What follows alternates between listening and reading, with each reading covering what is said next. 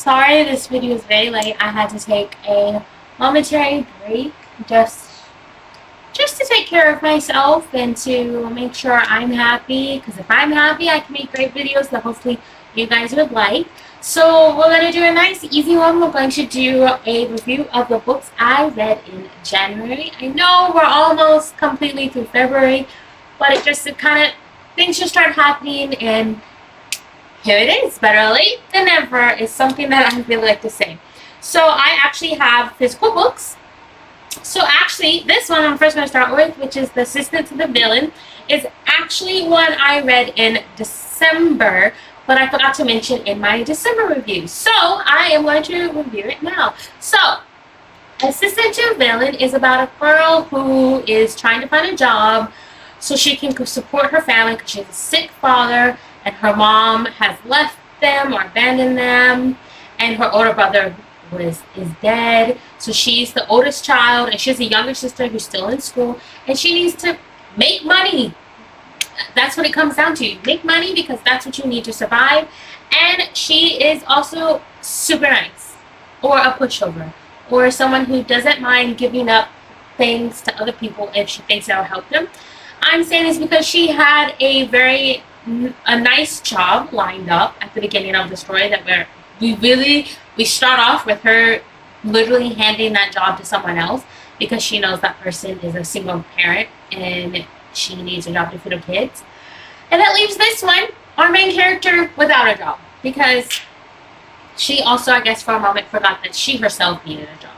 So what we quickly find as she's trying to go home, and she's taking a detour home because she just needed time to walk, is a man who's injured, and she decides to help him out, but he ends up actually saving her because they become attacked by the King's Guard. And then lo and behold, you find out that he is the villain that has been terrorizing this kingdom, and he hires her as his personal assistant. And from there, you start seeing how she, who's a very sunshiny and happy person who has had horrible things happen, but she still keeps up positivity, and him, who is dark and gloom, who likes to hang dead people from the ceiling and throw dead bodies onto desks, becomes her boss. And slowly but surely, she starts to fall in love with him, and he starts to fall in love with her. And that's the story in a summarized form. There is so much more to it. I do recommend reading this if you want a nice, cutesy story. It started to get really interesting towards the end of it, so I'm really hoping Hannah Nicole Mayer writes book 2, because it really started to get very interesting to me towards the end, and right then I'm like, really? This is what you choose to land? She does end on a cliffhanger. A cliffhanger, and you're like, the characters were developing, the plot line was moving, and now you stop. Please don't do this, but she did. That's my only critique, is that she ended it when it was just starting to get very good, in my opinion. So I am a fan, and I can't wait for book 2 to come out. So please, please, please, please have 2 come out soon, please, preferably. But yeah, I do recommend it. It came with sprayed edges. I think that's why a lot of people actually were kind of drawn to it if you just picked it up. But it's adorable, it's funny, and I do recommend it. So if you like funny things where the villain may not be so villainous, and if you can love a villain, you would love this book. I gave this I think 3 stars. 3 stars means it's a good book, and I'll read it and I would recommend it, but I wouldn't say it was like fantastic or there was any strong emotions that I developed while reading this book. Yeah. So 3 stars is like a normal. It was a good book. I recommend it. I will keep following the series until I see otherwise. So I recommend that. Now, next one. I did read both of these in February. If you don't know Fourth Wing, I don't know what to tell you, because let me tell you, book TikTok, so book talk, as a lot of people call it, has been raving about this all I didn't say J Maas books, but definitely this book. And and how I say like Zayden, probably more than they like Rhysand, which I'm like, hold your horses now. Hold your horses. This is an adult book. It is, I would not call this a young adult. There are sexual situations in here. There's a lot of death and gore in it. What is our main character, who is a very fragile person, and I don't mean that like mentally, I mean like physically. She breaks stuff so easily. The character during the whole book is always breaking something, and that's what gives her a slight edge in this setting. Well, she gets sent off and is told that she has to go to this school to be a dragon rider, which is supposed to be the best that you can be in this world. And it's not what she wanted to be. She wanted to be a scholar, but she's now sent to the dragon school, where she comes in contact with her family's enemy, because her mom tortured and killed this Zayden, who's the male lead, killed his parents for being a traitor.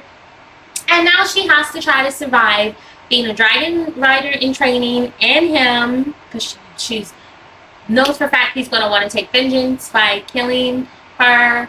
And then she hates him because his parents killed her big brother. And it's a whole lot of back and forth between these two. And that's not what ends up happening. She does become a dragon rider, obviously. I mean, it's what it's known for. But she shocks everyone with how tough she actually can be. And she is an interesting character. I think my favorite characters were more of, sorry, excuse me, I'm a little sleepy. It's more of like the side characters. I felt like the story between her and Zayden were kind of lackluster. I mainly enjoyed it because of the side characters. Even then, what I'm trying to say is, I don't understand how this got so hyped up. It's a good book. It gives you a nice world to learn about, but it seems like not a lot has happened for people to be having that strong emotions. There are moments in here that I'm like, yes, I can understand the connections. I can understand why you feel this way. But like the love relationship between her and Zayden, I don't know. Maybe it's because for me, I have a harder time enjoying enemy to lover tropes, because I need to see how they start getting along, which in this story, it's not. They're enemies to lovers, and it's a forced approximation. Also, it's put onto this. But even then, he's not around enough to actually start liking her. Although it's more like, yeah, it was not the most believable story. It's a good book. I think I gave it a 4 stars. Or maybe 3 stars. I'm going to say right now I gave it 3 stars, because I was like, it's an okay book. I would recommend it for people who are into this, but I've definitely read better books, and I don't understand why it's hyped up. I want to kind of chalk it up that whoever was the PR person to get these out did a phenomenal job, and that's what made it skyrocket. They really utilized TikTok to get it. That being said, Iron Flame, which is the second book to Fourth Wing. I would say this one was better, not significantly, but it made a lot more connections and a lot more sense. Still, the romance between her and Zayden is not really believable. And similar to what I said about the assassin to the villain, it really started to get good to me towards the end of the story, which is to me always very frustrating, because once again, it ended on a cliffhanger. And I am not the biggest fan, because now I have to read and buy the 3rd book whenever this person, who is this, Rebecca Yarros, comes out with it. So now I have to read the 3rd book, because it was actually getting good, quite good. And I was starting to believe the things that were happening. I was starting to believe in the friendships and in the romances and the heartache and the heartbreak. I was starting to actually become invested in like the last 5 chapters. And there was like, how many chapters are in this thing? It was just quite a bit. This is a 600-page book, mind you. And so there's 66 chapters. 66 chapters, 600 pages. So the last 100 pages, I would say, I would guess, about 5 chapters, is when I started to become very invested. That being said, I did bump this to a 4 because I started becoming invested in this one. And it wasn't just me trying to figure out what the hype was, like fourth one was. But yeah, I still think there are better books out there who should get the appraisal that this series is getting. And I still think that it got such good reviews, or was so talked about on Book Talk, was because of the PR behind it. Whoever was the PR campaign behind it did a phenomenal job utilizing those. Other than that, I can't fully understand why this is blowing it out of the way. And I mean, it also goes back to, like, I'm starting to notice a lot of the books, like on the TikTok books that are being recommended on Book Talk, are all the same type by the same type of authors, and they're not that good. But because people are only reading a small circle of authors, which is no offense, mainly white authors, but I feel like they're missing out on a lot more developed and fascinating books. So, and that makes sense, but at the same time, it doesn't. So, I'm just saying, I've had better. I feel like I'm going to be very hesitant on the next TikTok book that explodes, because y'all seem to only be mainly white people supporting or preaching about white books, and you're not, or have not read very many books with people of color involved in it. I mean, hey, prove me wrong. Down in the comments, tell me if there's a person of color's book that you really like that was on TikTok, or you just wish TikTok, or if you're like me and be like, yeah, TikTok, don't put no good books up on there. We want to see more X, Y, and Z. Tell me what books you feel like TikTok is bypassing on, or not hyping up and giving the dues that is due. Spread it down in the comments. After that, we moved on to, I had to write down these. I also finished the Court of Thorns and Roses. So I read A Court of Silver Flame and A Court of Frost and Starlight. A Court of Silver Flame, which is the third book in the series, and it's like, really, people need to read outside. I really liked it. You know, I've heard most people did not like that book in the series. Maybe it's the fourth book. I'll let you know. Because it's like it's a placeholder book. That's what it is. It gives you a moment where you get to peek into the healing that has taken place after the big fight that takes place in the book before this one. And for me, I was surprised, because everyone was like, no, I don't like this book, I don't like it. It was a waste of time. I actually thought it was probably some of the best writing I've seen, because you actually got a deeper insight into the characters. It made me feel closer to the characters. It made me understand the characters more. I still hate Nesta. I don't think Nesta is a redeemable character in my mind after everything she made Freya go through, and then the way she acted. But also, I also don't think the other sister, I can't think of her name, Elena, I think she's also an irredeemable character. And I feel like Sarah J. Maas is trying really hard to make us forgive what these two older sisters did to their younger sister. And I feel like that's not okay. I feel like they did horrible things, and everyone's like, oh, I forgive you. Oh, it's not your fault. It is your fault. It is not forgivable what you did. And you continue to treat your younger sister as you do is not okay. And then the way that they are such, like, powders of what happened to them and how they're taking it out on others around them, I'm just not a fan. They're very much the victims, and they like being the victims. It's mainly all that I have gotten from these books up until this point. And it's like, that's what Sarah J. Maas is keeping up, is that, remember, they had this traumatic event happen, and I'm like, bruh, Freya's whole life is misery, and she was always the victim. always mistreated, even before everything bad that happened to their father and their family, and then everything else. I'm like, she literally died, and no one's talking about that, and no one's at all taking a moment of pause to allow her to be like, I died. You're complaining because you got changed into a fae against your will. I fucking died. And you're upset? Like, no.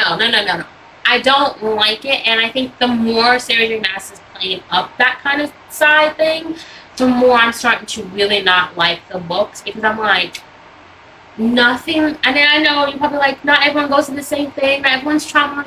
You are correct. But I feel like we're spending so much time on these two older sisters' traumas that we did not give Freya the due that she was due. And she's still constantly put through those traumas every single time, and it's always thrown in her face. And she takes on more baggage and stuff like that. And I'm just like, I'm sick of it. I'm so sick of it, and I don't like Nesta, and I don't like Elaine, and I don't think I will ever fully like them because they're just bitches. And I don't like the way they treat people. Either one, even if Elena is starting to get more better with my English is getting better with how she's interacting with the other fays, I still think the prejudice that she's holding on to and her holding on to how she used to be human is pissing me off, because she's hurting a very nice guy, and I'm not okay with that. And then the second book I read was The Court of Frost and Starlight. We really dive into Nesta and her getting her shit together. I'm still not, after going through all of this, I don't like that we're starting to focus on Nesta. I want to go back to Freya. Freya is my favorite character. I'm Freya and Missandei all the time. I still don't like Elaine. I feel like Sarah J. Maas keeps trying to push this, trying to make us forgive Nesta, or because Nesta is always a hard character, that she's now going to be a really badass. And I'm like, no, she's a fucking fake who plays victim, who can't own up and get over it. Anyways, I don't like Nesta or Elaine. But yeah. Then I read The Inheritance Game by Jennifer Lee Barnes. This was a very popular one, I think about a year or two ago.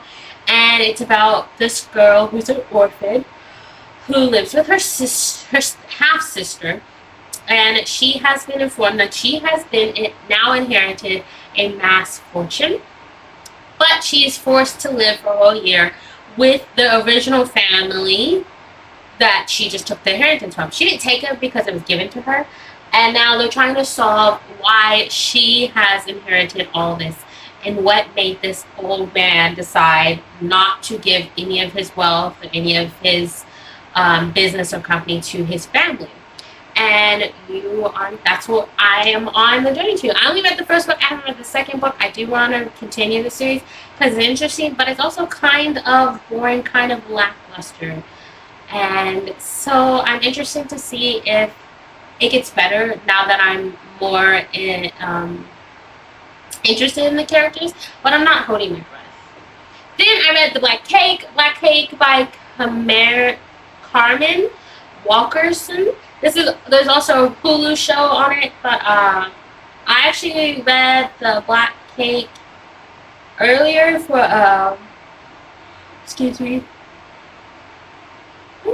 for a book club for my job, but I didn't include it in my December review. I don't know why I didn't, but I didn't. But it's here now, and this is about we're following the story of two siblings who have reunited to bury their mother. And their mother is left them videos or recordings, I should say, of her telling her life story. And homegirl lived a double life. And actually, that's not correct. She didn't live it like a whole life. But homegirl is not who she always said she was. And you come to find out what happened to make her leave her old life, completely change her name and her identity and become someone else. And it is heartbreaking, it is soul aching, and it is a beautiful story to read. And then Things We Never Got Over. This was a Kindle Unlimited book I read. I've noticed this one starting to come up on Book Talk. Sometimes, I tell you what, Book Talk sometimes gets me. And this one was actually a pretty good one. It's about a girl, or I should say a woman, who runs away from her wedding to go help her horrible twin sister, because her twin sister calls for money, but she uses her twin sister's need for help as an excuse to push her to run away from the wedding. And when she gets there, she is then robbed by her twin sister and left with her twin sister's child that she never met. So she now is stuck with 11-year-old niece that she has to raise, while running into and having so many spats with like the town grumpy, and falling in love and becoming herself and remembering who she was before everything that started to spiral in her life, and to stop being the perfect sister, because, well, her older sister was definitely a punk up. But yeah, I also recommend that book. So, I'm sorry, I never told you. So, Court of Silver Flames, I gave that one I think a 5 out of 5. It was very nice to see how the characters deal with the trauma. Court of Frost and Starlight, I think I gave it a 4 because I hate Nesta. The Inheritance Game, I think I gave that a 4. I want to say a 3, but I think I gave it a 4 just because towards the end I started to become very interested in the story, and I am a little bit excited to see how the second book goes. Black Cake, 5 out of 5. You need to read it. It's so good. If you don't want to read it, maybe you just don't have time to read it, watch it on Hulu. It's phenomenal. It will have you gasping. It will have you on the edge of your seat, because you never know what this lady is going to tell you. And then Things We Never Got Over. It's February. It's Love is in the season. Spring's coming up. If you want a nice, and it's also, I would say all of these books except for The Inheritance Game and Black Cake. So Court of Silver Flames, Court of Frost and Starlight, and Things We Never Got Over, adult books. If you are not 24 and older, do not touch those books. But they are adult books. So, and then Inheritance Game and Black Cake, I would say they're young adults.